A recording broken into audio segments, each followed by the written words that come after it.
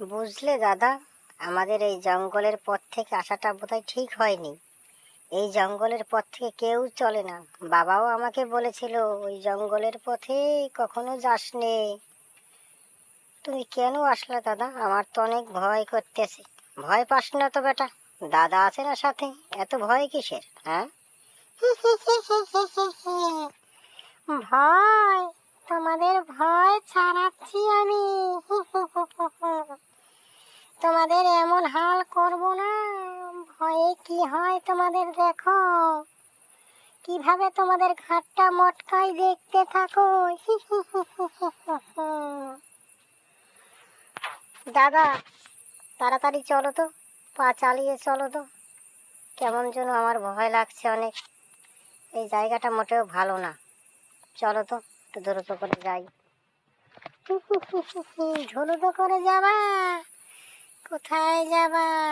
দাঁড়াও, তোমাদেরকে যাওয়াচ্ছি। এই কে রে ওখানে? কে? দাদা, ওই ডাইনি ডাকছে দাদা, আমার অনেক ভয় করতেছে। হ্যাঁ হ্যাঁ, তাই তো। চল চল চল, একটু পা চালিয়ে চল তো। আমারও কেমন গা ছমছম করতেছে, চারিদিকে ডাইনির আওয়াজ। একটু জোরে জোরে চল তো। যাওয়াচ্ছি, তোমাদেরকে যাওয়াচ্ছি, দাঁড়াও। তোমাদের ঘাড় কখন মুটকে দিতাম।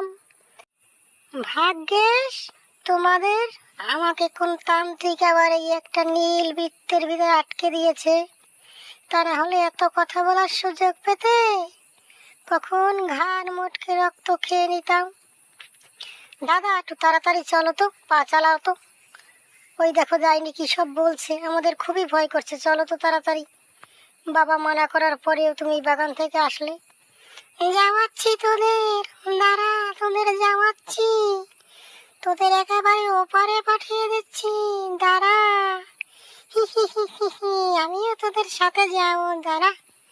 তোদের ঘাড়ে চেপে মানুষকে ভয় দেখাবো, তাদের রক্ত খাবো, ঘাড় মটকাবো। দাঁড়া, কোথায় যাচ্ছিস? আমিও যাবো তোদের সাথে, দাঁড়া, তোদের ঘাড়ে চাপবো।